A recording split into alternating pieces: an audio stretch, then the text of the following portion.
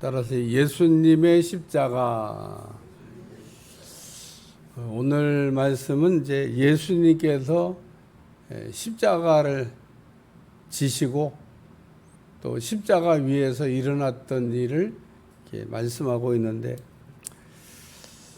예수님께서 십자가에서 말씀하셨던 7가지 말씀이 누가복음의 3번, 또 요한복음의 3번, 마태, 마가 공통으로 1번, 이렇게 해서 총 7번 나옵니다. 예수님께서 십자가에서 하셨던 말씀 첫째가 뭐냐면, 오늘 누가복음에 나온 말씀, 여기 34절, 아버지여 저들을 사하여 주옵소서, 자기들이 하는 것을 알지 못함이니라. 이게 예수님이 십자가에서 첫 번째 하신 기도이면서 예수님이 십자가 위에 고난 중에 첫 번째 하신 말씀입니다. 그리고 두 번째 하신 말씀이 그 오른편 강도가 나를 기억해 달라고 그랬더니 오늘 네가 나와 함께 낙원에 있으리라 라는 말씀이 두 번째이고, 오늘 여기 아버지의 내 영혼을 아버지의 손에 부탁하나이다 라는 오늘 본문에 나온 이 말씀은 마지막 기도입니다. 마지막 예수님께서 7번째 하셨던 기도입니다. 요한복음 18장 26절 27절에 보라 내 어머니다 라는 말씀이 나오고요. 마태복음 27장 42절 보면 엘리 엘리 나마 사박다니, 나의 하나님이여 나의 하나님이여 어찌하여 나를 버리시나이까 라는 마가복음 15장 34절과 공통으로 나오는 나의 하나님 나의 하나님 어찌하여 나를 버리셨습니까? 네 번째 기도가 나오고, 다섯 번째 요한복음 19장 28절 내가 목마르다 라는 말씀과, 그리고 요한복음 19장 30절 다 이루었다 라는 말씀, 이 여섯 번째입니다. 예수님께서 십자가에 달려 돌아가실 때 특이한 사항은 여기 제6시쯤 되어 해가 빛을 잃고 온 땅에 어둠이 하여 제9시까지 계속하며, 유대인들의 시간과 우리 시간이 달라가지고요, 우리가 읽으면 6시, 제9시 헷갈립니다. 헷갈려.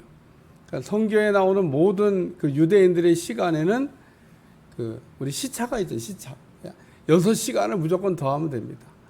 그러니까 6시 그랬으니까 이게 정오입니다. 정오. 정오에는 어두워지는 법이 없어요. 그리고 또 정오에는 어떻게 잠깐 구름이 덮어 어두워졌다 하더라도 그게 3시간 동안 계속되는 경우는 없습니다. 여기 9시 그랬는데 이게 오후 3시 정도 되는 겁니다. 그러니까 난 12시서부터 시작해서 오후 3시까지 예수님이 십자가에서 운명하실 때까지 온 세상이 다 깜깜했던 겁니다. 캄캄한 흑암이 덮고 있었다는 겁니다. 그리고 이렇게 예수님이 십자가에 달려서 9시까지 이렇게 계속되는 동안에 첫 번째 말씀은 휘장이 찢어졌다 라는 말씀입니다. 휘장을 찢을 수 있나 인간이? 못 찢습니다. 말들이 양쪽에서 줄을 메고 당겨도 안 찢어지는 겁니다. 휘장이 그냥 무슨 한 겹 천이 아닙니다. 아주 공교하게 짠 천, 강단에 붙어있는 그 휘장을 얘기하는 겁니다. 이게 말이 잡아 당겨도 찢어질 수가 없는 휘장이 밑에서부터 또 찢어졌다고 그러면 칼집을 내고 잡아당겨 찢었다고 또 이렇게 얘기가 될 수 있지만, 이 휘장이 위에서부터 아래로 찢어진 겁니다. 그러니까 현실적으로 인간이 무슨 조작이나 장난에 의해서 휘장이 찢어지는 일은 거의 불가능한, 할 수가 없는 일입니다. 근데 예수님이 십자가에 고난받을 휘장이 위로부터 아래로, 이게 그냥 인간적으로 생각하면 일어날 수 없는 사실은 누가 생각해도 어떻게 이런 일이 일어나냐? 그런 불가사의한 일이 그 예수님이 십자가에 달릴 때 일어났다는 겁니다. 예. 말이 잡아 당겨도 안 찢어지는 그런 휘장을 밑에서부터 위로 찢은 것도 아니고 위에서부터 아래로 그냥 쫙 찢어진 겁니다. 그래서 이 휘장이 찢어진 의미는 뭐냐면 드디어 하나님과 우리 사이에 담이 허물어졌다 그런 겁니다. 인간이 죄를 지으면서 하나님과 우리 사이에는 담이라고 하는 죄의 담이라고 하는 게 생겨서 하나님은 뭐 죄의 담이 있어도 우리에게 오실 수 있는 분입니다만은 인간은 하나님께로 갈 수 있는 길이 끊어졌다는 겁니다. 창세기를 읽으면서 가장 가슴 아픈 일은 뭐냐면 인간이 죄를 짓고 하나님과 함께 더불어서 매일 즐겁게 살던 에덴이라고 하는 동산에서 쫓겨난 사건입니다. 쫓겨나면 뭐 다시 들어가면 되지 뭐 이렇게 또 그냥 쿨하게 생각하는 분이 있는데 쫓겨났는데 거기다가 하나님이 다시 돌아올 수 있도록 길을 막아버렸다 그래서 그러니까 쫓겨났는데 돌아갈 길이 없습니다. 그 길을 막아버려서 다시 돌아갈 수 있는 길이 없어요. 다시는 하나님을 만날 수가 없게 됐다 그런 얘기입니다. 죄에 대한 설명을 여러 가지로 성경은 사실 하고 있습니다. 그런데 저도 이렇게 성경을 연구하면서 죄에 대한 그 의미를 여러 가지로 설명했는데 이게 생각하면 다 의미가 있어요. 죄라고 하는 건 뭐냐? 떨어지는 게 죄다. 그래 우리가 하나님에게서 이게 분리되는 게 그게 죄예요. 분리되는 게. 우리가 떨어지지 말아야 되는데 포도나무에 비해서도 떨어지면 안 된다 그러잖아요. 근데 왜 떨어져요? 더러우니까. 더럽게 하는 게 뭐예요? 죄입니다. 죄. 그러니까 원죄는 하나님과 우리 사이를 떨어지게 하고 자범죄는 하나님과 우리 사이를 점점 멀게 한다. 꼭 기억해 두시기 바랍니다. 그러니까 우리가 자범죄라고 하는 것을 우습게 생각하고 뭐 이런 죄는 뭐 저도 뭐 지옥은 안 가. 이런 저는 저도 내가 하나님의 자녀로 버림받는 거 아니야. 그렇지 버림받는 건 아닙니다. 지옥은 안 갑니다. 근데 뭐가 문제가 생기냐? 하나님에게서 점점 멀어지는 겁니다. 제가 이번 주일날도 그냥 얘기했습니다만 왜 신앙생활이 이렇게 본인은 막 마음에는 그런 거 있을지 몰라요. 교회 열심히 가야지. 모든 일을 다 열심히 해야지. 이런 마음이 막 불같이 일어날지 몰라. 있을지 모릅니다. 근데 안 돼. 왜 안 되냐? 죄 때문에. 씻어야 되는 겁니다. 죄가 있는지도 모르고. 그러니까 우리는 죄가 있는지 없는지를 알 수가 없지만 증상으로 증상으로. 그러니까 내게 나타난 증상을 보고 내가 지금 죄 가운데 있구나. 하나님께 떨어졌다 그러면은 원죄가 해결이 안 된 거고 하나님께 붙긴 붙었는데 붙여줬으면은 열심히 하나님하고 열심히 붙어서 살아야 되잖아요. 근데 하나님을 멀찌감치 따라가려고 그래요. 베드로가 그러잖아요. 멀찌감치. 아니 왜 멀찌감치 따라가요? 붙여차야지. 저런. 그게 마음은 되는데 안 되는 게 뭐냐? 더러워져서 생각으로 죄를 짓고 감정으로 죄를 짓고 습관적으로 죄를 짓고 이게 자범죄입니다. 이거는 뭐 우리가 이런 죄를 좀 이렇게 짓는다고 해서 뭐 버림받는 것도 아니고 지옥 가는 것도 아니고 뭐 하나님이 그렇다고 막 때리시는 것도 아닙니다만은 근데 이거를 날마다 씻어서 해결 안 하면 하나님을 자꾸 멀찍이 따라가려고 그런다는 겁니다. 가까이 붙여주려고 안 하고. 성소의 휘장이 찢어졌다는 얘기는 죄를 해결해 주셨다는 겁니다.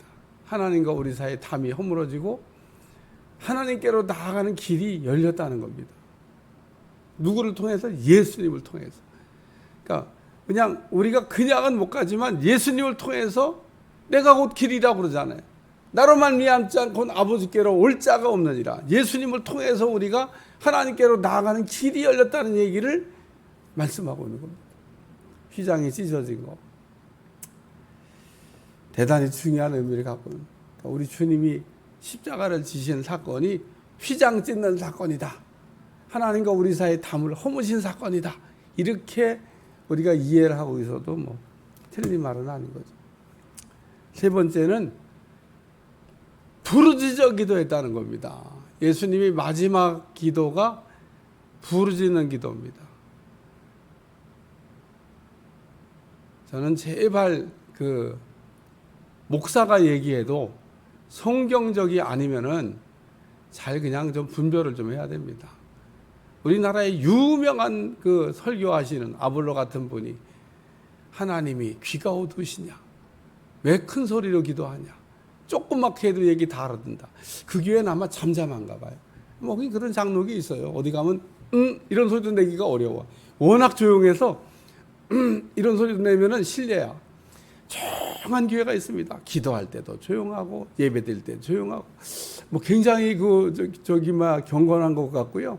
굉장히 거룩한 것 같아요.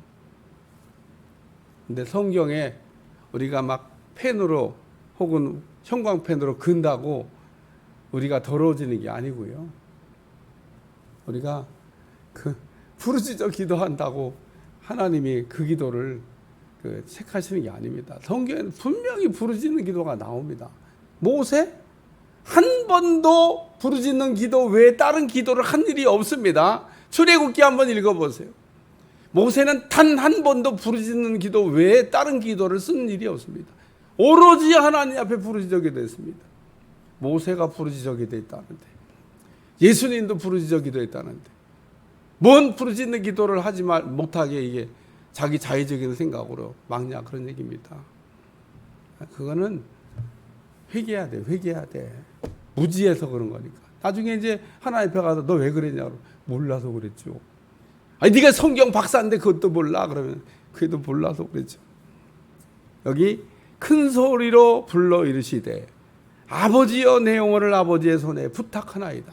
분명히 우리 주님이 큰 소리로 기도하셨다고. 크게 cry out, 영어로 보면요 cry out이라고 되어 있습니다. 이게 부르짖는 기도입니다.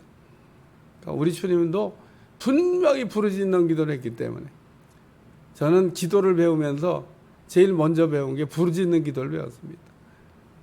처음에는 왜 부르짖는지를 몰랐어요. 근데 나중에 알게 됐습니다.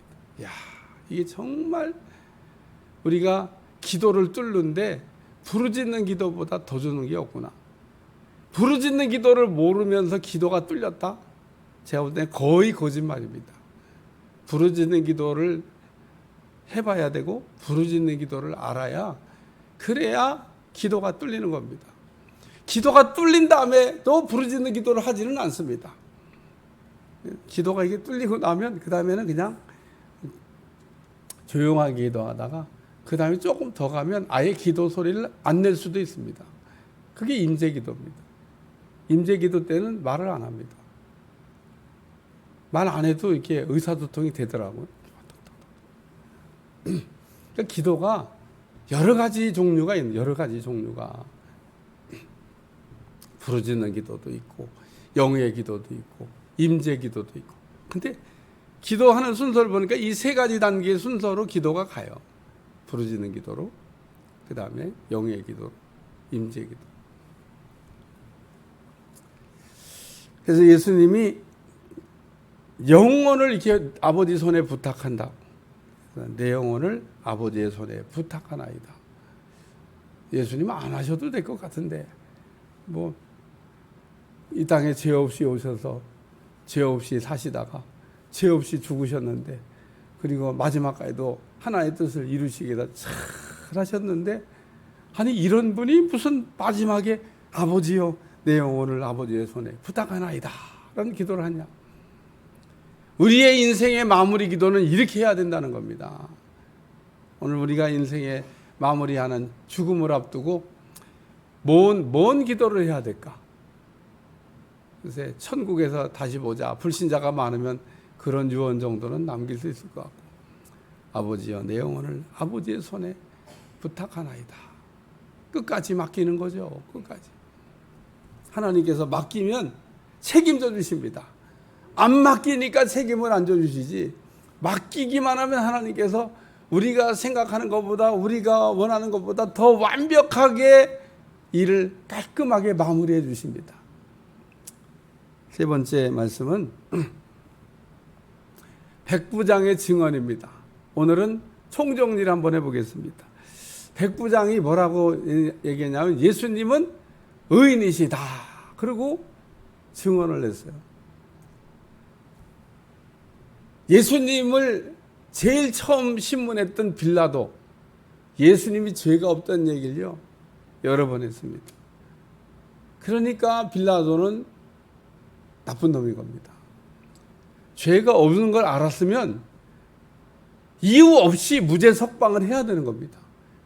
죄가 없다는 걸 뻔히 알면서도, 자기가 없다고도 여러 번 얘기했으면서도 예수님을 죽게 했으니까 죄 없다고 말할 수가 없는 겁니다. 판사가 몰랐으면 모르지만 죄가 없는 것을 분명히 알았는데 죄인이라고 누구를 만약에 매도해서 죄인 만들었다 그러면 그 사람은 죄 없다고 말할 수가 없습니다. 땅에서는 뭐 어떻게 우물쩍 넘어갈지 모르겠어요. 그러나 재판관이 해야 될 일은 옳은 건 옳다 그러고 틀린 건 틀리다 그러고, 그게 재판관이 해야 될 일인 겁니다. 빌라도 재판하는 자리에 앉아가지고 재판 잘못했잖아요. 헤롯도 재판했는데 죄 없으니까 그럼 자기가 풀어줘야 될 거 아니에요. 헤롯도 그런 권한이 있습니다. 근데 헤롯도 공을 이거 안 돼. 그 도로 가지고 빌라한테 도로 돌려보냈잖아요. 그건 폭탄 돌리기 한 거지. 자기가 권세를 갖고 있는 분봉왕 아닙니까? 그런데 예수님 죄 없음을 알고도 자기 손으로 처리하지 아니하고 죄 짓기 싫어서. 그래도 헤롯도 죄가 있는 겁니다. 왜? 죄 없는 사람 알았으면 풀어줘야지. 또 강도, 오른쪽 편의 강도, 예수님 죄가 없는 분이다 그러고 얘기했습니다. 여기 백부장, 이 사람은 예수님을 처형했던 처형 책임자입니다. 예수님이 처형하는 모든 과정을 지켜보다가 예수님은 죄가 없다. 그리고 이 백부장도 예수님의 무죄를 선언합니다. 그러니까 예수님을 관여했던 빌라도, 헤롯, 또 가까이 봤던 강도, 그리고 심지어 예수님을 사형 집행하는 백부장까지도 죄가 없다고. 우리가 이렇게 종합적으로 예수님의 죄의 없음을 여러 사람이 얘기했다는 사실을 우리가 머릿속에 정리해 둘 필요가 있습니다. 예수님이 내가 죄인이야, 내가 다 죄 없어, 왜 나 죽여, 막 이러신 게 아닙니다. 예수님 죄 없이 그냥 어린 양까지 죽음을 향하여 가고 있는데 그 일을 관여했던 빌라도, 헤롯, 심지어는 가까이서 봤던 강도, 백부장까지도 예수님이 죄가 없으셨다. 근데 아니 어떻게 대제사장, 서기관 이놈들만 어떻게 예수님이 죄인인 것처럼 사지로 몰아넣고 막 죽여달라고 외치고 있느냐, 그런 얘기입니다. 진짜 예수님 죄가 없는 거를 몰랐을까? 여러분 오늘 아침 나오신 분들 한번 생각, 진짜 이 사람들이 예수님이 죄가 없다는 걸, 아니 자기보다 훨씬 신앙적으로 보면 못한 빌라도도, 헤롯도, 그리고 강도도, 심지어는 사형 집행 책임자 백부장도 죄가 없다고 얘기를 하는데, 예수님을 죽여달라고 했던 대제사장, 서기관들은 예수님이 무죄한 걸 몰랐을까? 모르고 죽여달라고 그랬을까? 뭔 생각에 그런 일을 했을까? 오늘 새벽 설교를 준비하면서 그 생각을 해봤습니다. 왜 그랬을까? 죄 없는 거 알았을 텐데, 예수님 죄가 없는 거 알았을 텐데 왜 그랬을까? 자기들이 진짜 말한 대로 안식일을 어기고 신성 모독죄에 해당되기 때문에 죽여달라고 외쳤던 건가? 우리는 그것도 아닌 것 같습니다. 오늘 우리 주님은 죄 없이 오셔서 죄 없이 사시다가 죄 없이 죽으신 분이다 라는 얘기를 성경이 우리에게 종합적으로 하고 있습니다. 예수님은 죄가 없으시죠. 죄가 없으시기 때문에 우리의 죄를 대속하셨다는 말씀이 맞는 겁니다. 우리가 그 예수님 믿으면 죄 없다고 하나님께서 인정해 주시는 겁니다. 오늘 죄가 없이 오셔서 죄가 없이 사시다가 죄가 없이 죽으신 예수님의 대속을 통해서 우리 죄인이 의인되고 하나님과 관계가 회복되는 이 성소의 휘장이 찢어짐으로 하나님께 나아가는 길을 열어주신 우리 예수님, 우리가 늘 감격하고 감사하면서 살아가야 될 줄로 믿습니다. 기도하겠습니다. 하나님, 오늘도 우리 주님 십자가 위에서 아버지여 내 영혼을 부탁하나이다 하시면서 성소의 휘장을 찢어 놓으셨는데 하나님께로 나아가서 길 열어주신 것을 감사하고 하나님 앞으로 날마다 가까이 나아갈 수 있도록 축복해 주옵소서. 예수님의 이름으로 간절히 기도하옵나이다. 아멘.